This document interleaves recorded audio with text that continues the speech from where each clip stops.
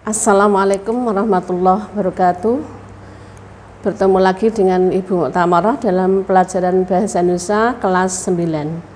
Baik anak-anakku, alhamdulillah wa syukurillah wala hawla wala quwwata illa billah wassalatu wassalamu ala rasulillah amma ba'd.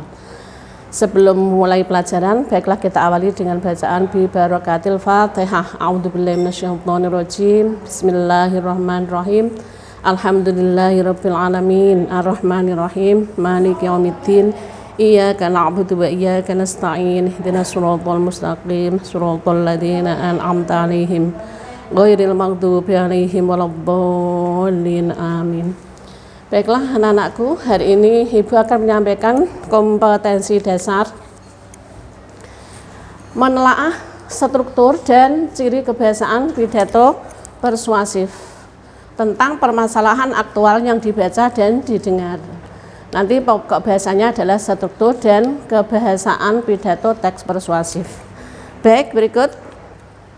Yang pertama, menelaah pidato persuasif. Menelaah, memahami, mengaji. Pidato persuasif adalah pesan yang disampaikan kepada sekelompok atau halayak atau masyarakat umum oleh atau dari pembicara untuk memengaruhi melalui pengulisian dan penguatan.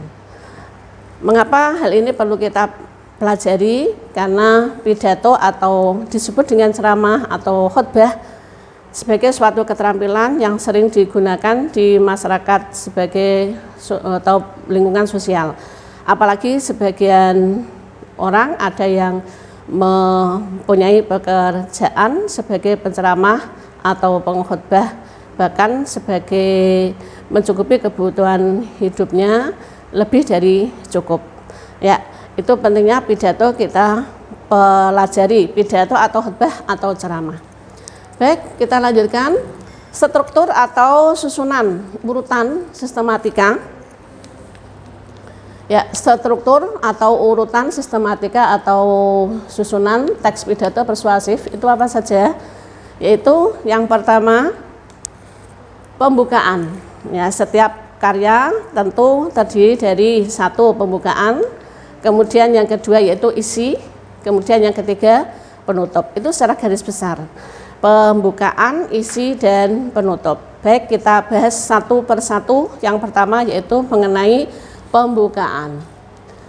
Dalam pidato atau khutbah atau ceramah terdapat dalam pembukaan antara lain yaitu salam pembuka. Ya, salam pembuka. Salam pembuka contoh yang baku yaitu Assalamualaikum warahmatullahi wabarakatuh. Atau contoh yang lain salam hormat, salam sayang. Nah, itu kalau yang tidak baku. Sedangkan yang baku yang sering kita gunakan adalah Assalamualaikum warahmatullahi wabarakatuh atau salam hormat. Kemudian yang kedua, masih pembukaan, bagian pembukaan setelah salam pembuka.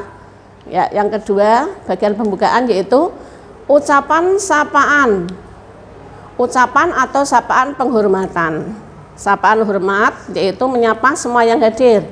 Contoh, yang saya hormati kepala madrasah. Nah, yang saya hormati kepala madrasah menggunakan kata saya. Bagaimana kalau menggunakan kata kami? Kami boleh, misalnya yang kami hormati kepala madrasah. Kepala madrasah ini termasuk jabatan. Nah, sehingga tidak usah menggunakan sapaan di depannya. Misalnya bapak atau ibu tidak usah karena jabatan tidak diawali dengan sapaan.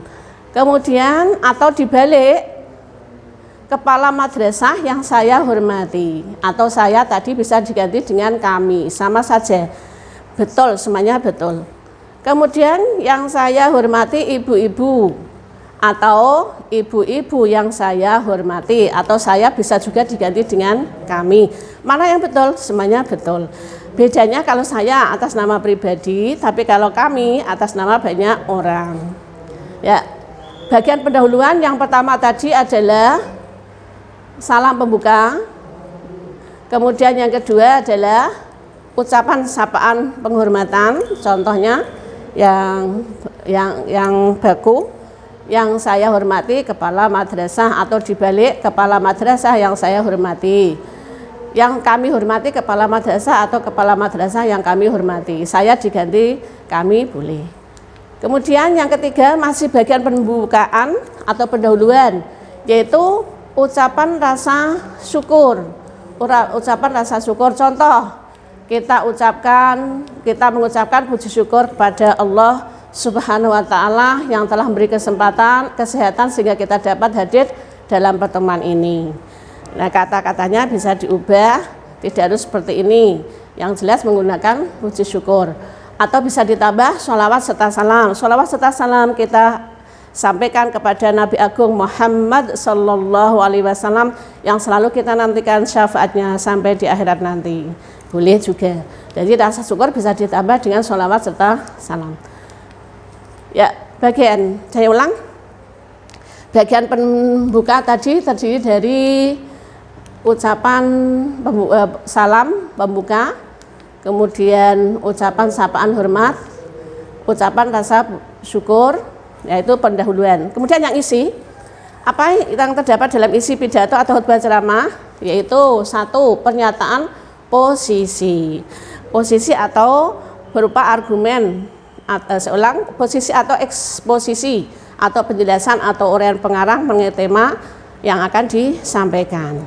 Kemudian tahap argumen, yaitu argumen yang logis atau alasan yang logis untuk meyakinkan pendengar atau audien. Kemudian di dalam isi pidato ini juga berisi penguatan pernyataan posisi, yaitu alasan mengapa tema itu dibahas. Nah, itu terdapat dalam isi pidato. Supaya tidak jenuh si audien atau pendengar, bisa juga diselingi dengan anekdot, cerita-cerita lucu yang berasal dari para tokoh agama, tokoh masyarakat, tokoh budaya, tokoh negara. Kemudian bagian isi tadi. Yang ketiga yaitu penutup, bagian penutup pidato. Penutup pidato meliputi satu, kesimpulan. Kemudian yang kedua, permintaan maaf. Sebagai manusia biasa tentu banyak kesalahan, oleh karena itu saya mohon maaf. Kemudian ucapan terima kasih atas kesempatan hadirin untuk mengikuti mendengarkan ceramah hari ini. Kemudian salam penutup contoh, ya, atau bisa sebelum ditutup salam bisa juga ditambah semoga pertemuan ini bermanfaat. Kemudian salam penutup, ya, salam penutup, wallahul muwaffiq ila aqwamit thoriq. Wassalamualaikum warahmatullahi wabarakatuh. Nah, itulah sistematika atau urutan atau susunan teks pidato persuasif. Nah, kemudian yang kedua yaitu kebahasaan teks pidato persuasif. Apa saja bahasa yang digunakan dalam teks pidato persuasif? Yang satu, kalimat aktif. Nah, kalimat aktif itu ada dua, aktif transitif dan aktif intransitif. Transitif yaitu aktif yang membutuhkan objek, aktif intransitif yang tidak membutuhkan objek. Kita bahas nanti. Kemudian B, kata tugas. Kata tugas itu kata yang hanya memiliki makna gramatikal, tidak memiliki makna leksikal. Makna gramatikal yaitu makna menurut tata bahasa, artinya bisa mempunyai makna bila bergabung dengan kata lain, dan tidak mempunyai makna leksikal. Makna leksikal itu makna menurut kamus, tidak mempunyai makna menurut kamus, tetapi mempunyai makna menurut gramatikal atau tata bahasa. Yang termasuk kata tugas antara lain yaitu preposisi atau kata depan, konjungsi atau kata penghubung, artikula atau kata sandang, interjeksi atau kata seru, dan partikel. Ya, baik. Kemudian yang ketiga, ciri kebahasaan pada teks pidato persuasif yaitu kosakatanya menggunakan kosakata emotif. Ya, yang mengundang emosi, biasanya mengundang emosi yang positif. Kemudian yang keempat yaitu sinonim, yaitu persamaan kata, padanan kata. Kemudian yang berikut, yang kelima adalah kata benda abstrak. Nah, itulah kebahasaan teks pidato. Mari kita bahas satu persatu mulai kalimat aktif. Nah, kalimat aktif yaitu terbagi menjadi kalimat aktif transitif, yaitu membutuhkan objek, dan intransitif yang tidak membutuhkan objek. Contoh, masing-masing ada satu. Contoh untuk kalimat aktif transitif. Adik menangisi boneka. Mengapa dikatakan transitif? Nah, misalnya berhenti sampai pada kata menangisi, adik menangisi, maka kalimat itu belum lengkap. Perlu ada kalimat kata di belakangnya. Menangisi apa? Misalnya boneka. Jadi kehadiran boneka atau objek ini diperlukan. Sebab kalau tidak ada, kalimat itu belum lengkap. Maka bisa disebut kalimat aktif transitif. Kehadiran objek yang diperlukan. Atau transitif artinya kalimat aktif yang membutuhkan objek. Kemudian contoh yang bawah, adik menangis. Misalnya berhenti sampai menangis saja. Kalimat ini sudah lengkap. Nah, maka kalimat ini disebut kalimat aktif intransitif, tidak membutuhkan objek. Seandainya ditambah kata di belakangnya, kehadirannya tidak objek lagi, tetapi misalnya menangis keras, keras sebagai pelengkap, ditambah lagi di kamar menjadi sebagai keterangan. Jadi untuk kalimat aktif transitif polanya SPO, sedangkan untuk intransitif tadi polanya yang bawah contoh ini subjek, predikat, pelengkap, keterangan. Berikut kata tugas, yaitu kata yang hanya memiliki makna gramatikal, tidak memiliki makna leksikal.